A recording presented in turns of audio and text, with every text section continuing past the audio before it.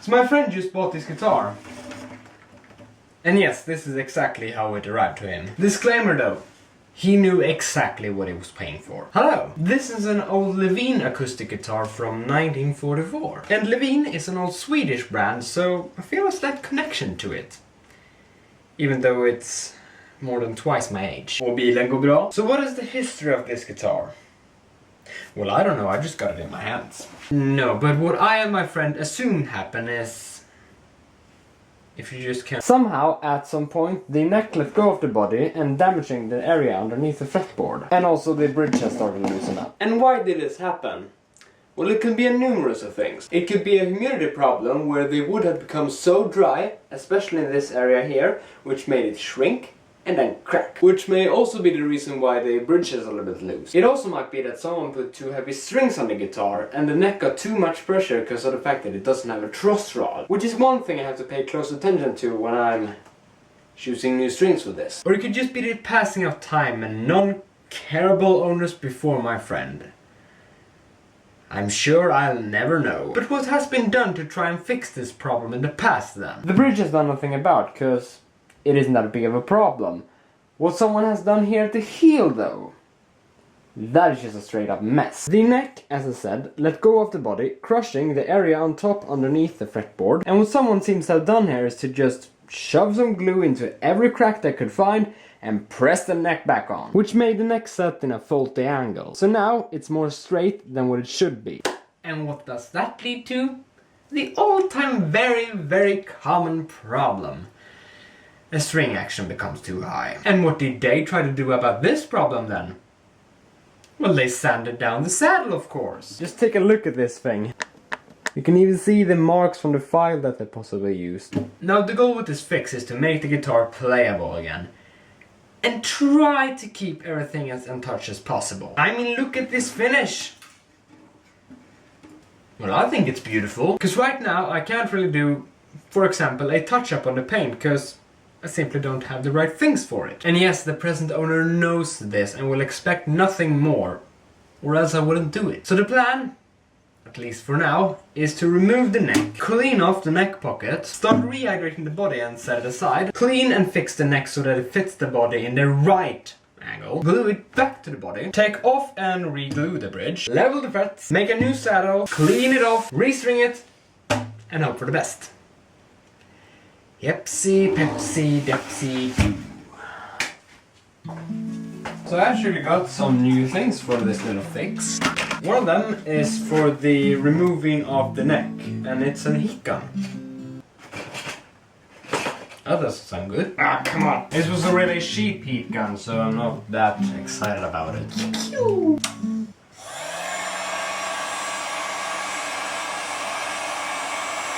Ow. So what I will begin with is to get everything out of the way. For example, this strap that for some reason came with the guitar. Yeah, because this nut is so damn hard nutting. There. Kind of nice strap actually. Then we take off the few strings. Who does this? Who does that? So unnecessary. I have some things to do with this. Whee! Super speed! These strings are really no use to saving, so I'm not going to care about them at all.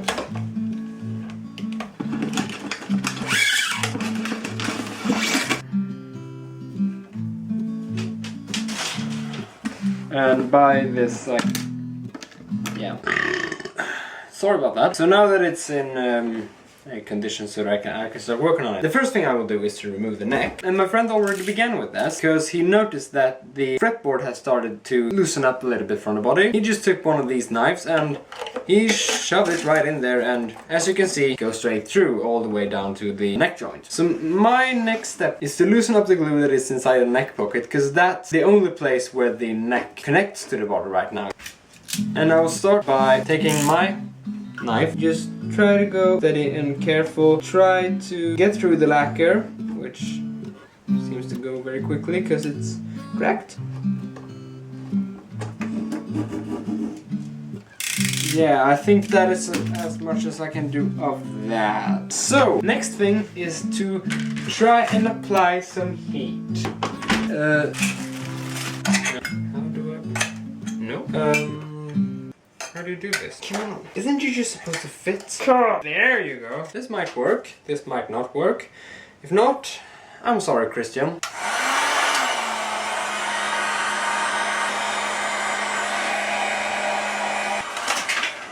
Put you on the floor. I can see here that the glue is becoming a little bit more soft. Would be awful if they like shoved in epoxy in here or something. If this works, I might have to get through with this repair. It's starting to loosen up. Oh yeah. Come on now, baby. Come on now. Nice and slow. Come on. Whoops. That was not a good sound. Boom. Wow, it does have a truss rod, but the neck is now broken.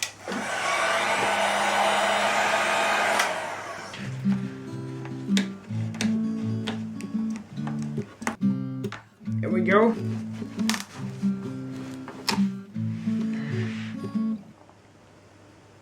There we got a little bit of wood lost. Damn it! Now what happened here is this. I mentioned that the humidity level might have been off and it might have been too dry. I think that was the case, because when I put pressure on the neck, the heel just snapped. Very clean, and that's good because I might just be able to glue this back on there. This guitar actually has a truss rod. You can see inside there. But there, it's a non-adjustable truss rod, but it's still a truss rod. If I look closer at the bottom heel here, I can see that the glue that they were using to try and repair this before,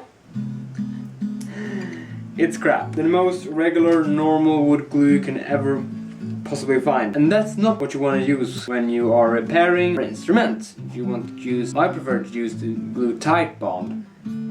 But that's just me. Okay, so I think I'm beginning to understand a little bit of what has been going on here. When the neck broke off and damaged this area on the top, making it crack, it's a little crack here, a little crack there. The previous owner, as I said, shoved glue in every little crack that this person could find, including a crack that was here. And this is where the biggest problem could have been. Because the glue built up this little belly, and when that little belly is right here, when he then put on the neck and just clamped it right in there, the little lump pushed it upwards, making it more straight than the actual angle, and creating the whole problem. So what I'm thinking about doing is get rid of all the glue that is shoved in everywhere and all that stuff. Then to reinforce the top area here, because the two cracks, they're still kind of open. So I'll cut a piece of wood that I will glue onto the back of the top here, reinforcing it all the way over the cracks, and just recreate and make the neck pocket suitable to fit a neck in there again. Because right now, it's most definitely not. But I would like to try and rehydrate the wood before I start gluing and really get in there and working on it. Because what I'm feeling right now is that the wood is really dry. So I have 2 cups here that I will mark, pour some in here. Whoops. Okay, so that one has a hole in it. Every lid has a bloody hole in it. Why? Okay, so here's another form of cup. Do not know what's been in here though. I'm filling these cups up to the marked area. So when the wood starts to suck up the water, I can see how much it has sucked up. So I'm just going to place these ones really carefully in here. I don't want to spill, because that would be terrible. So then I just have my rubber band here, and I take an old plastic lid and just seal it off a little bit. I'm going to take this and place it carefully over here, and then I just check back with it in a few days. So now that the body step aside, I will move on to the next step, which is to fix up the heel of the neck. And that added another step, because, well, because of me. Because of the fact that it just shipped up so nice and cleanly, I am just going to literally glue it back on here. But there's another thing I will glue in the same time as well. Through the passing of time, and when my friend loosened the fretboard from the body, it opened up a crack in the fretboard. That, of course, has to be shoved in some glue right there.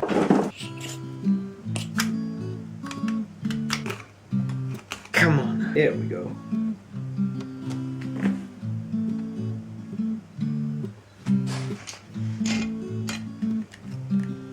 I will leave this to it then for approximately 24 hours. seems to be holding up. I'm not going to do anything about this line here, because this is not a restoration project. So now I'm going to try and removing all the old glue and wood that is on there.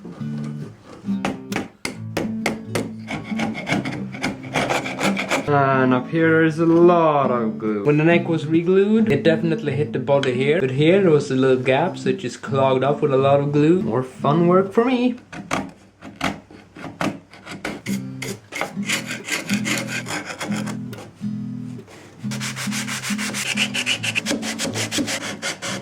So now the heel of the neck is cleaned off and it's restored to its former glory. So now I'm going to set this aside and bring back the body. I'm still having this under rehydration. It's in on it soon 2 days. And even though it doesn't seem like it's sucked up any water, I can still feel that the wood seems less fragile and it doesn't seem as dry. Right now I'm going to make the little reinforcements, because as I said, I'm still worried about these 2 cracks here. So I'm taking this piece of maple that is already kind of thin, and just simply I'm going to measure out a piece and then cut it.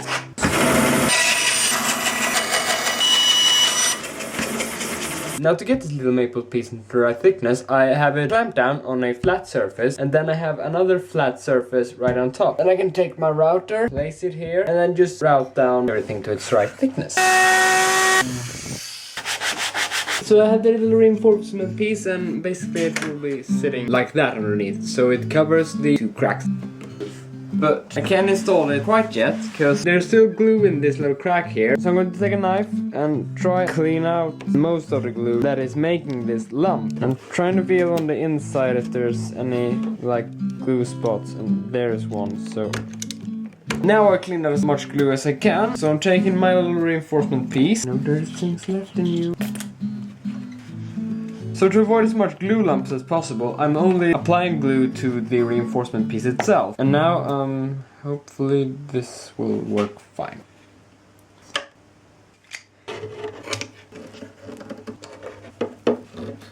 Now before I set the body aside, I'm going to take some glue again and press it in the hole where the old and faulty glue was. Because when I've now cleared the old glue, I can actually put pressure on here and press it down a little bit. And now with some glue in there, I'm going to clamp it down as much as possible. Because if I can get this into its most natural and flattest state, then I might not have to sand down the lump. So while this is curing, I'm actually going to go ahead and remove the bridge.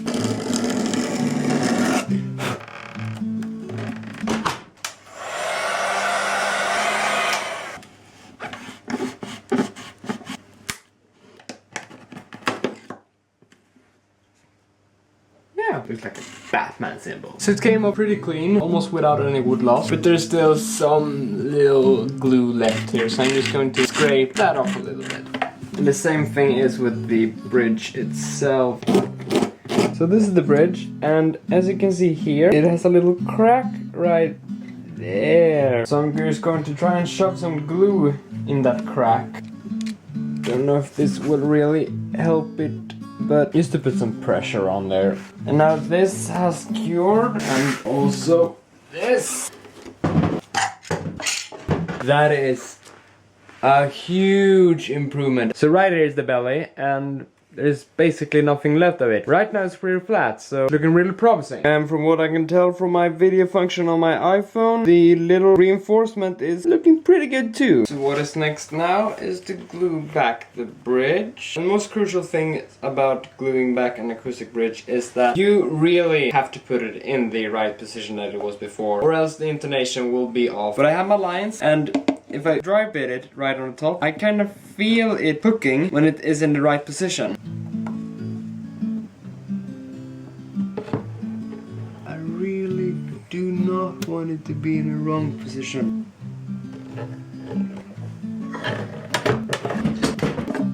There. Now you know you will stay in the place you're supposed to be. So before I can really start getting into the neck pocket and clean that out, I have to do a little bit of filling right here. Because when I took off the neck, I got a huge chunk of wood came loose, and that chunk was lost in the process. So what I'm going to do is I'm going to take some fake wood and fill up that hole. slapping some on here, and then when I'm clearing out the heel and making it all nice and smooth, I will also of course take this one down to a even and nice level. So while that over there is hardening a little bit, I'm going to address another issue I noticed on the headstock. See this tuner here? It's kind of bent. Going to remove it, bring it over here, and then just try and bend it. Damn it. Yeah, I would consider this as an improvement. So it's not perfect. Still. Another issue on the neck is the fact that some frets has loosened up, and these are the first fret and some frets down here. Going to glue them for each side and just try to press them back in. This one though seems like it's gonna pop right off. And it most certainly did. Number one. You seem fine, you seem fine, you seem fine. You just wanna come right off now, don't you? Look at that. See now, which fret are you? 18. I haven't told you this, but this fret is missing. It didn't came along with the guitar. I'm not going to try and find a replacement for it, because this is not a restoration project, so I'm just simply gonna leave it like this. Because our notes are going to play down here when the body starts there. You don't get past that point. But I am going to clean it up a little bit though. Then I'm cleaning out all the other slots. Now comes this thing of popping the frets back in there. So I'm taking some super glue and I want to have some in the crack. Now this should go pretty much straight back in there. Now I'm taking a radius block. So this will help me really press it down into the slot. And I'm just gonna dot a little bit of super glue into the end holes. Then we move back down here. Now I'm securing it and all the other frets that were a little bit loose. Hella tight. Little bit of super glue into each and every one's end. So yeah, that's the neck pretty much done. Now, this is hardened. Start shaving it down. They're all nice and flat. So I'm just going to go ahead and start removing all the glue parts. Now with the heel and also neck all clean up, I can start the process of making them both fit together. Dry fitting it, and I'm seeing that I want the neck to slide into the neck pocket a little bit further. Fit it on top and see where it doesn't fit. Right now it seems to be somewhere in the middle. Trying to shave it down. And so, the neck now fits. Now comes the fun, exciting, and scary part of putting this back together. Yep. Okay.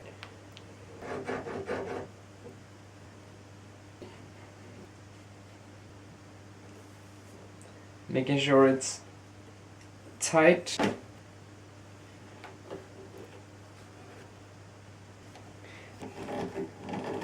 And now we can see the glue coming pouring out on the sides. To be 100% sure that the heel is pressed down against the body, I'm going to take some bicycle inner tubes that can stretch and then just clamp it down with this. Now 24 hours, just wait for this to cure. The moment of truth then. Okay, so now that the neck is back on here and seems to fit really well, I will start working on the new saddle, cause the old one is still crap. I have bought a completely new saddle material that I will cut and fit, but just so I know how tall it will be, I'll take the old bridge, place it back in there, string up the guitar, tune it, and by that I can figure out how tall the new saddle should be for the string action to be good. And now I think I have a pretty good idea how high the new saddle has to be. But before I can start taking it down, I need to make it a little bit thinner so that it will fit in the slot. Now it's thin enough, and I have a tape and a marking for the height. What I'm going to do now is just to refine the edges a little bit. Eyeballed. And finally I'm taking some kind of scraper and just scraping it down to a smooth finish. So here we see the new bridge, and it will fit nice and tightly right in there, making the string action perfect. And I know this because I've of course strung up the guitar, but as I did I noticed that a fret level was necessary. So the only thing really left to do now is to clean it off from all my dirty fingerprints. And for this I'm basically just using some warm water with a little bit of dish soap in.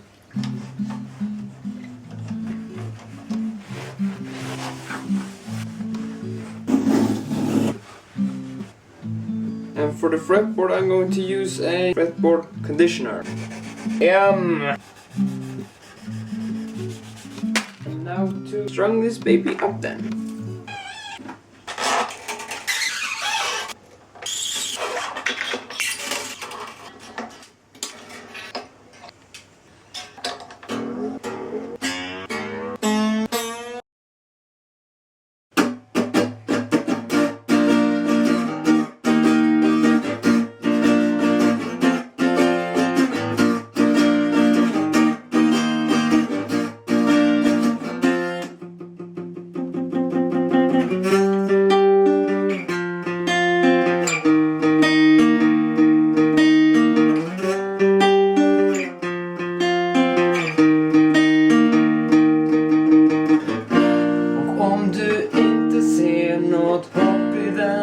Mänsklighet, så slit ut allt du har, slit isär din kropp och själ för ett land som bara vill ha mer och mer. Något en mänsk kan älska, det kan jag då aldrig se.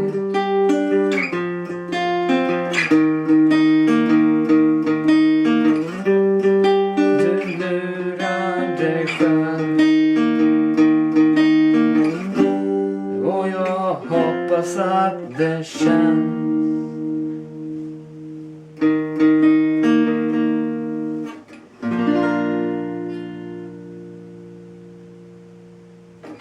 Get it? Because it is a Swedish guitar, therefore I'm singing in Swedish. Nope. I knew I should sing. There. It's 100% playable again. And I actually managed to keep everything pretty much intact. And now I feel so connected to it because I worked on it.